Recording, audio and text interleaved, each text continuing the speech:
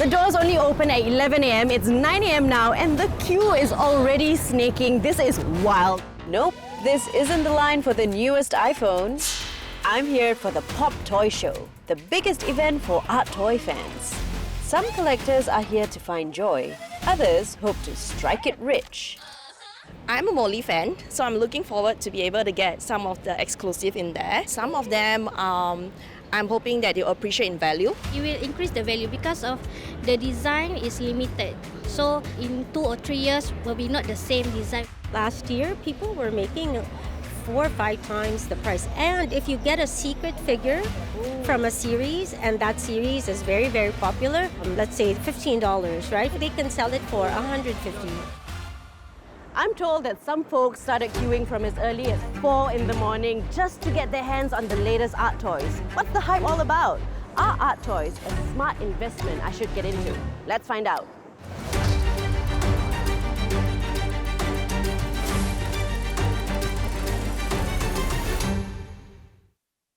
In the past few years, art toys have gone from niche hobby to nationwide craze. Before 2016, art toys were for dedicated groups of collectors. Then, Pop Mart changed the game with blind boxes. These are toys sold in mystery boxes where you don't know what design you're going to get. But it wasn't until 2024 that things really took off when Blackpink's Lisa was spotted with a Labubu. Overnight, these toys became a worldwide sensation. So, what exactly are art toys? Also called designer toys, they are collectible figures created by artists. Don't let their cute appearance fool you. Some of these toys can fetch some serious money. In fact, some of the rarer art toys have sold for upwards of 6 figures. Hello! The Singapore art toy community is a group of designers who design and create their own toys. Some of their most expensive toys have sold for $200 to $300 a piece. So, are there many different types of art toys? Because I see just completely different designs here. There's actually many kinds of different art toys in the market right now. We do have the art sculptures, which is like the resin toy over here, whereby art toys is designed, manufactured and painted by the artists themselves. And then we have the more commercial blind boxes that's everywhere in the market right now. They are generally more mass-produced, but they are still designed by some famous artists out there. The term blind box toys is the format of how it's being manufactured or produced, but it's still classified under the umbrella term of art toys. How did these art toys come about? So, Sofubi in Japan, it actually origins way back from 1950s, where after the World War, there's no precious material like metal. So they decided to go with whatever they have, which is the soft vinyl, and produce it into the toy. From there on, they realized that, hey, this soft vinyl toy actually is quite a bit hit towards the general public. So it started to become a norm toy in Japan. What are some of the popular art toys in the market at the moment? Cost, fabric. Labubu, as you know, that for the few years back, it's very famous and everyone wants to collect it.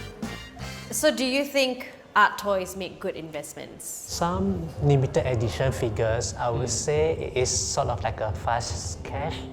So today you buy, tomorrow you might sell it for 2 to 3 times the original price. Certain products, at a convention, like a limited run, basically like 10, 30 pieces, people will tend to flip it instantly at the event for like 2, 3 times the price. I'm looking for some of these limited editions at the Pop Toy Show. This is one of the more exclusive collectible toys and it's going at $325 and there's only going to be 35 that's going to be released today. This Kawawa toy is one of the exclusive launches at the Pop Toy Show. Within 2 hours, many of these limited editions were sold out. It has been less than 24 hours since the end of the Pop Toy Show and I'm already seeing listings of the Kawawa toy on Carousel. They're selling from anywhere between $700 and $800. That is more than twice their price at the Pop Toy Show. Looking at various sellers show that other limited edition toys are also being sold at hundreds and thousands of dollars. I want to know how easy it is to flip these toys. I found Sean, a toy collector specializing in selling limited edition toys. What's the most valuable art toy that you got from this year's Pop Toy Show here? Do you have it? I can show you. It's one of hardest to get from the Pop Toy Show Singapore. This one only released 19 pieces in the Pop Toy Show. Wow. And the value of the retail of this actually already very expensive, around 800 Singapore dollar. You can easily sell around 1,600. Okay, and you are selling it around 2,005. Okay. Who are these buyers and why are they buying these art toys? There are three groups of the buyers. First group is a collector. Second group is a reseller. Either they sell fast or they keep for longer time and sell. You can call it they are investor. The third group is they just follow the trend. Art toy is quite popular right now. It's just everyone buying, right? So they follow the trend to buy it. How easy is it to resell these toys? For us, we know what to buy and what's the market demand. But for normal people, it's quite risky. Because the market rate is fluctuate a lot, sometimes if too many people selling on the market, the price will suddenly drop a lot. So how much have you made from selling the art toys? Actually, for reseller like us, our margin around 20 to 30%. All of the toys here are from the different toy show around the world, so they are quite limited. Basically, all of them are only can get by rifle. For the Singapore Pop Toy Show, the participants were more than 3,000 of people that joined the raffle. So for the raffle, it really is by chance whether you get it or not? It's very, very hard to get. So it sounds like it's quite challenging to get it. So if I wanted to start investing in these limited edition art toys, are there other ways? One of the ways is the blind boxes. So lucky enough, you can get the secret, which are more valuable. How much are they selling for? We are selling $250. The usual here would be $35 each. So would you say that I should start trying to get my blind boxes? You need to be lucky enough to get, yeah. Blind boxes can be found everywhere. And each series often includes a secret toy that is released in lower numbers than regular designs. Because of the mystery box format, they're harder to get, which means they could fetch a profit too.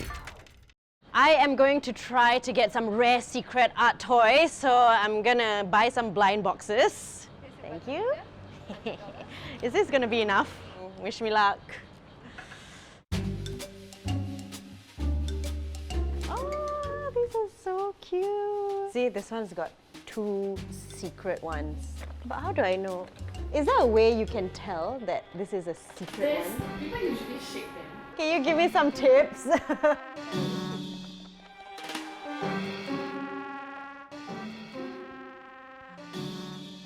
Okay, I think I've made my decision. I'm gonna get 6 of these. One of them is bound to be the secret. Have you gotten a secret yourself? Me and my mom both gotten one secret only so far. Out of the 30 cases that we brought, we just got one. Yes. And this is very valuable? More valuable Yeah, it's than... definitely more valuable. Okay, just put this in. Give me some of that luck. Right, thank you. Okay. Wish me luck. I've got my toys and I can't wait to find out. Will I strike it lucky with one of these 6 blind boxes?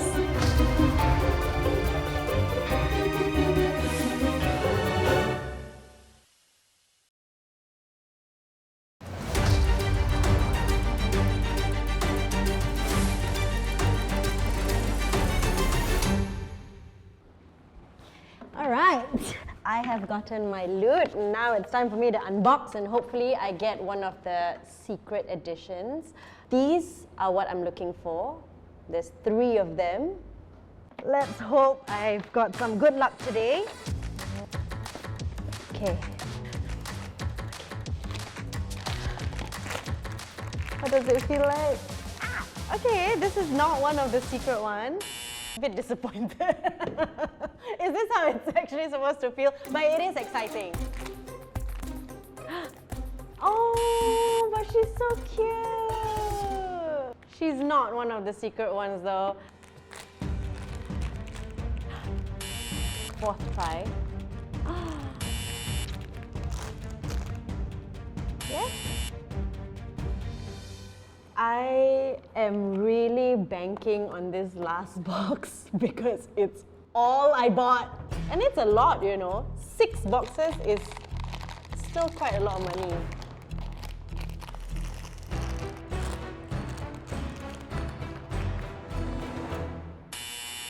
So as you can see, luck was not on my side. 6 boxes, no secret. That's $100 spent and no joy. But I only bought 6. How many should I really buy to even stand a chance? Time to bring in a numbers guy. Dr. Michael Choi has taught everything from applied probability to statistical physics. And he's the man who can explain the math behind my disappointment. Professor, are you familiar with these toys? I personally do not collect them. However, my wife sometimes collects some of these toys. Okay, so then maybe you would know. So I went on to buy some blind boxes hoping to get the secret design, which is apparently rarer than these regular designs. But I want to know, how difficult is it to get it? So can you help me? So from the box, you see that you obtain a regular design that has a chance of 1 in 12 because there are 12 regular designs. To obtain a secretive design, you see that there are 1 in 144 odds. So on average, you need to collect 144 boxes to obtain one such secret design. So what exactly is 1 in 144? So we can take out a die and think probability through dice rolls. The chance to obtain a 6 from one dice roll is 1 in 6. So that means that on average, you need to throw this die 6 times to obtain a 6. But let's say you throw 2 dice, the chance of obtaining a double 6 is 1 in 36. So in a die, you have 3 possible even numbers, 2, 4, 6. Through simple calculation, you can show that the chance of drawing an even number in a 6-sided die is precisely 1/2. So now we have 4 die here. Yes. So for the chance of 1 in 144, so you need to hit 2 6 and 2 even numbers. So that means that if I throw this 4 die at the same time, I need to hit this pattern of 2 6 and 2 even numbers in one shot. So that is precisely the chance of 1 in 144, and that is also the chance of obtaining a secret design. So now we're going to try the experiment so that I can see if I can get a secret, because a secret in this sense would be double 6 and double even number. Exactly. Is that right? What do you get? Oh, it was so close! I got You get a 2 double even number, double 1 6. even number, 1 6 and 1 5. So you're close. I have 2 even numbers and 1 1. You're again so close. Pretty sure I can get 1. 6 2 2 1. Do you want to try? Sure. Okay. 6 6 3 3 1. 3 1.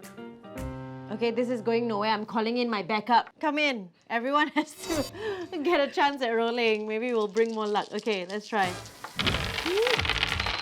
No! So will we have to roll 144 times? This on average. You On can average, get okay. an even larger number, or if you get lucky, you can get a much smaller number than 144. So even if we roll 144 times, there's not a chance that we will get it, right? Not 100% guaranteed. Okay, so we could be here all night. With my team's help, we clocked over 100 dice rolls. And still no secret. But I'm not giving up. After all, if the odds are 1 in 144, we were getting close. 2, 1, 6, 5. So even after our cameras cut, I kept going. Luckily, our sound man was still recording because I finally got it. Oh!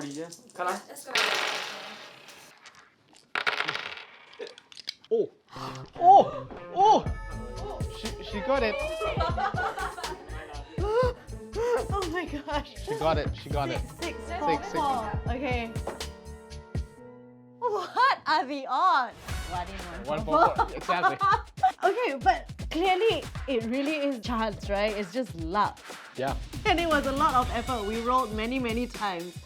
So if I were trying to get a secret, It would take up a lot of time, energy, money. How much would I have to be spending? So let's say it's Singapore dollar 15.9. The total expected cost will be $2,289.60. So that is the average cost that you need to pay until you hit up secret design. There's still a chance that you have a bad luck and purchase more. But at the same time, there's also a chance that you got good luck and purchase less than 144. So getting a rare toy can feel amazing. But if it takes this many tries to snag one, it's not an investment, it's a gamble. Now, what do I do with the rest of these toys?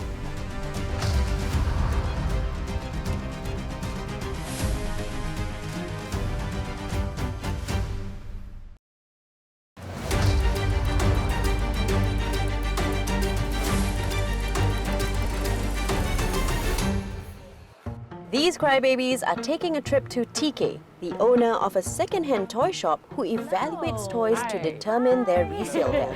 Okay, so I hear that people bring in their art toys and ask you to determine their worth. Yes. So I actually bought a few of my own. Okay. Hoping that I could get a secret or a rare one. Okay. Unfortunately, I didn't get any.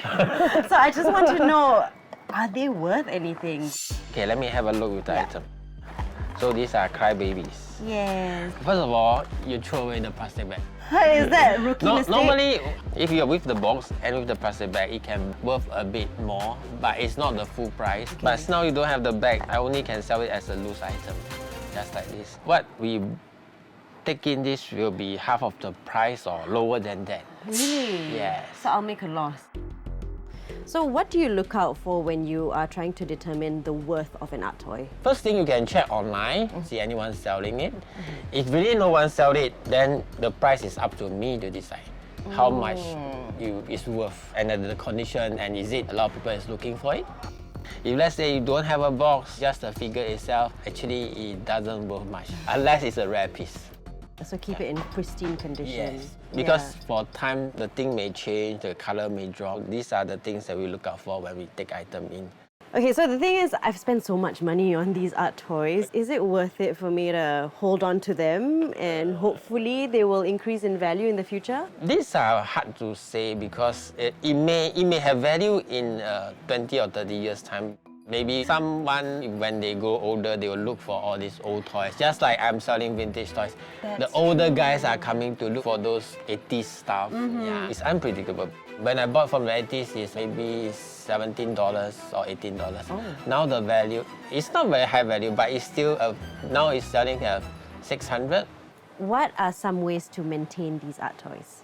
Actually, Singapore weather is not good for toys actually, because we are the weather is humid. For this is made in a factory and it's mass production, so normally it will last only 10 or 20 years. It may become sticky or the paint job will drop. This furries part I think will drop off.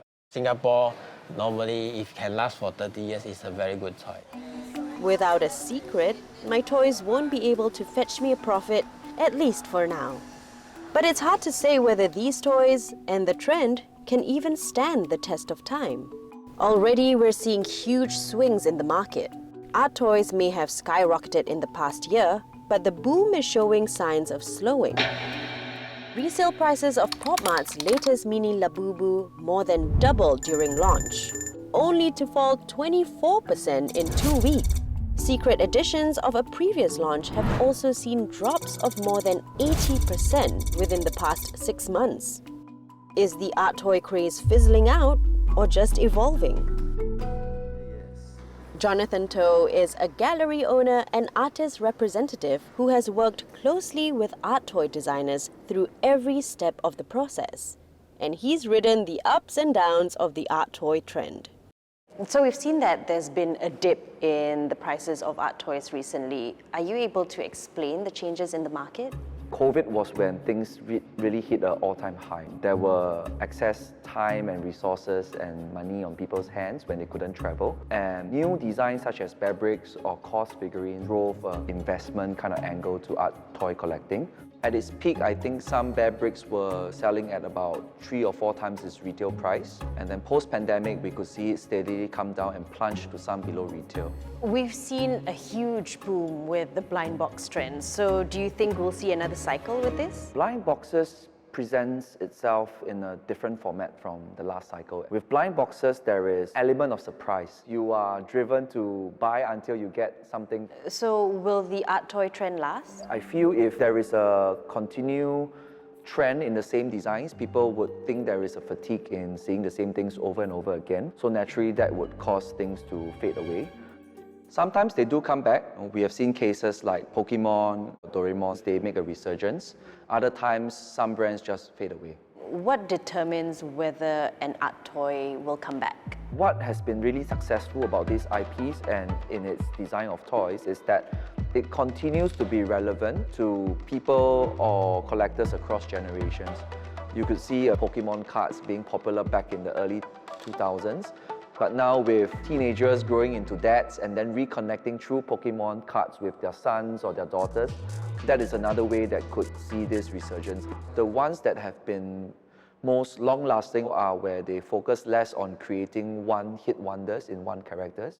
IPs like Disney and Star Wars, they have not only built around one character, but a storyline around a whole universe of it. I think in the art toy world, there are some signs of this, with Lisa holding a Labubu. That is actually an art toy and music crossover as well. So if there are such collaborations and it continues to expand and reinvent itself in different scenarios, there's a good chance that this trend will continue to expand and grow. Would you say art toys make good investments? My very simple line is always collector first, investment second. You should always think about, if this art were to stay on my wall for the next 10 years, would I continue to appreciate it? And if it goes up in value, I think it's a bonus for everyone. I'm just thinking now I have crybabies that I cannot sell, so I will have to find a spot on my table for them. Maybe I'll learn more about the artists in order to really appreciate. Yeah, of course, that will make you understand what you are collecting, who you are collecting from, and then maybe that would make a lot more of a difference in about a few years' time.